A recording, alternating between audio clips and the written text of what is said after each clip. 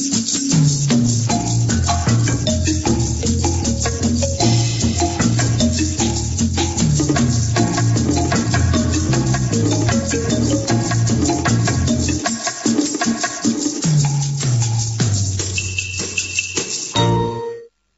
existe en droit international la notion de réfugié politique, c'est-à-dire qu'on fuit son pays parce qu'on n'est pas libre de parler, comme les Chiliens sous Pinochet, ou aujourd'hui des Iraniens ou des Chinois. Il existe aussi la notion de réfugié économique, ou plus exactement de migrants économiques, c'est-à-dire des gens qui fuient la pauvreté dans leur pays. Eh bien voici que se développe maintenant une autre réalité, celle des réfugiés environnementaux. C'est cette réalité que nous allons évoquer aujourd'hui en vous montrant ce que des photographes et des écrivains du collectif Argos ont rapporté sur la vie de ces premiers réfugiés climatiques.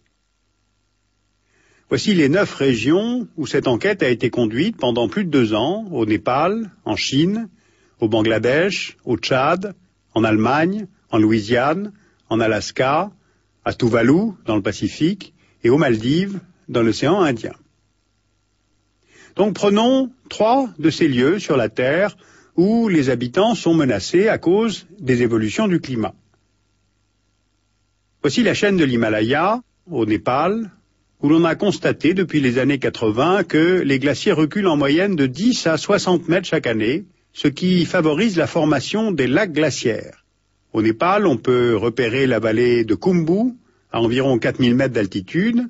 Cette vallée de haute montagne est très peuplée, environ 5000 habitants, très touristique, car ces pistes de trek conduisent au camp de base de l'Everest. Alors pourquoi nous intéresse-t-elle? Eh bien parce que au-dessus se trouve le lac Imja, à quelques 5000 mètres d'altitude. Ce lac s'est formé il y a une trentaine d'années par la fonte rapide d'un glacier, et maintenant il menace de se déverser dans cette vallée de Khumbu.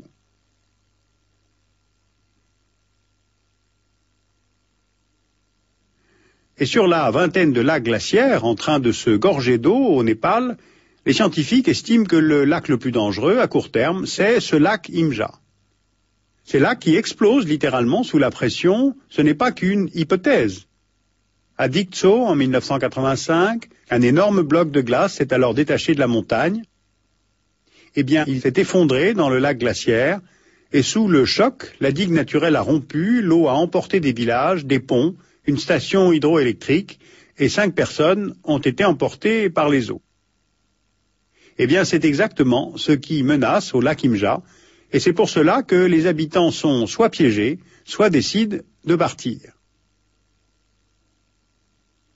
Cette chaîne de l'Himalaya, c'est le château d'eau de l'Asie. Elle donne naissance à plusieurs grands fleuves, dont le Gange et le Brahmapoutre, qui se jettent dans la mer au niveau du Bangladesh, où le changement climatique engendre là d'autres types de menaces.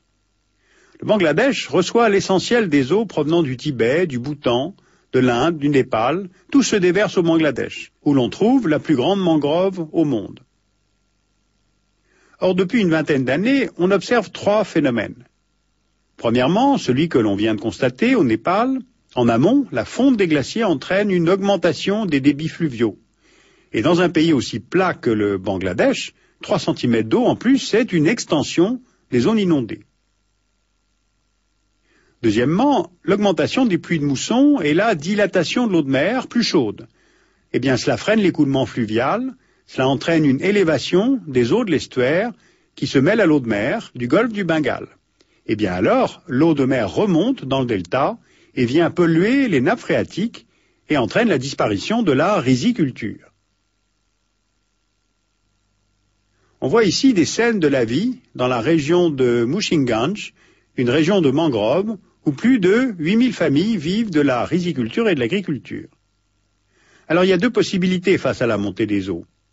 Informer sur les conséquences des changements climatiques, planter des arbres, surélever les habitations et les digues, introduire des semences de riz moins sensibles au sel, ou bien, deuxième possibilité, on s'en va. Du fait des migrations internes, la superficie de Dhaka a déjà augmenté de 40% en 20 ans. Et si, comme le prévoit le rapport du GIEC, la pression climatique se poursuit sur le Bangladesh, il faut dès à présent planifier des migrations massives. Dhaka ne pourra pas accueillir tout le monde, Et les habitants du pays, alors, iront-ils en Birmanie ou en Inde? Ils seront accueillis comment? Vivant avec quelles aides? Avec quel statut? Et pourtant, cette fuite est peut-être un moindre mal. Car, regardons maintenant un troisième cas de figure. Que fait-on quand on vit sur une île? Voici l'archipel des Maldives, formé par 1200 îles.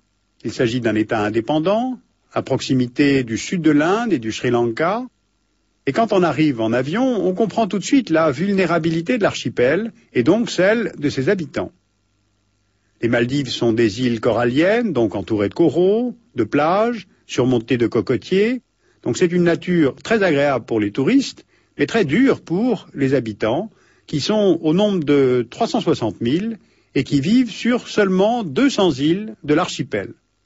Sur l'une d'elles, les hommes ont remplacé le sable par une dalle de béton et les arbres par une forêt de buildings. C'est la capitale, Malé, où vivent 100 000 personnes, soit le tiers des Maldiviens. Malé, c'est comme un petit Manhattan perché sur un pic de corail, tirant la croissance du pays, générée par le tourisme, et le boom de la construction après le tsunami. D'ailleurs, les indicateurs économiques sont intéressants à relever. Un taux de croissance très élevé, à 19% en 2006, mais le plus mauvais du classement risque pays. Car ce petit Manhattan, tout comme les autres îles, est planté à seulement 1 mètre au-dessus du niveau de la mer, et celle-ci monte de 5 mm par an, sous l'effet de la fonte globale des glaciers qu'on a évoqué plus haut, et de la dilatation des eaux marines qui se réchauffent. À cela s'ajoute l'érosion liée au courant marin qui racle les rives. Le corail sert de brise-lames et protège les plages, et tout repose en fait sur cet organisme vivant, sensible aux variations des températures de l'eau. Et plus l'eau est chaude, plus le corail meurt. Alors pour décongestionner l'île capitale, Malé, et anticiper la montée des eaux, le gouvernement maldivien crée une île artificielle sur un massif corallien.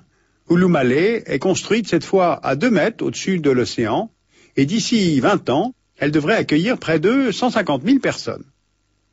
Donc 2 possibilités pour préserver l'avenir des Maldiviens. Construire plus haut, mais si l'eau monte de 50 cm, la force des tempêtes et de l'érosion s'en trouve décuplée, et regrouper. Il y a 1200 îles aux Maldives, 200 sont habitées, et 75 de ces îles ne sont peuplées que de 500 personnes, essentiellement des pêcheurs. Eh bien, cette dispersion coûte cher en transport, en sécurité, en santé publique, et maintenant en risque climatique. D'où l'idée de regrouper peu à peu les Maldiviens sur 80 îles, ce qui permet de concentrer l'effort budgétaire de l'État. On pourrait aussi prendre l'exemple dans l'océan Pacifique de l'atoll de Tuvalu, où vivent 11 000 personnes. Mais ceci dit, attention, la crise climatique n'a rien d'exotique, ce n'est pas que pour les autres. Et cette menace concerne en fait tout le monde. Par exemple, en Allemagne, dans la péninsule du Schleswig-Holstein, des digues doivent être construites ou surélevées devant les îles Allegheny pour protéger les villages de la mer du Nord qui, elle, ne cesse de monter et de perturber le mode de vie des Allemands qui vivent là. Voilà, nous avons pu travailler à partir des photos et des textes du livre Réfugiés climatiques, cette longue enquête de plusieurs années sur le terrain qui a été réalisée par le collectif Argos, qui regroupe photographes et écrivains. J'ai voulu me faire l'écho de ce travail parce que nous sommes dans une phase intéressante et difficile. Intéressante parce que enfin il y a une prise de conscience de la gravité de la crise, mais la phase est difficile parce que les décideurs exécutifs, économiques, mais peut-être surtout législatifs, ont du mal peut-être à prendre les mesures à la hauteur des enjeux qui se présentent à nous. Des régions entières dans le monde vont devenir inhospitalières, leurs populations vont se déplacer, provoquant alors des tensions géopolitiques.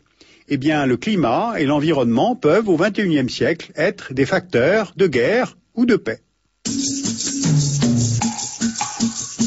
Alors, je vous signale la parution de l'Atlas de l'environnement, Analyse et solutions. C'est un hors-série du Monde diplomatique.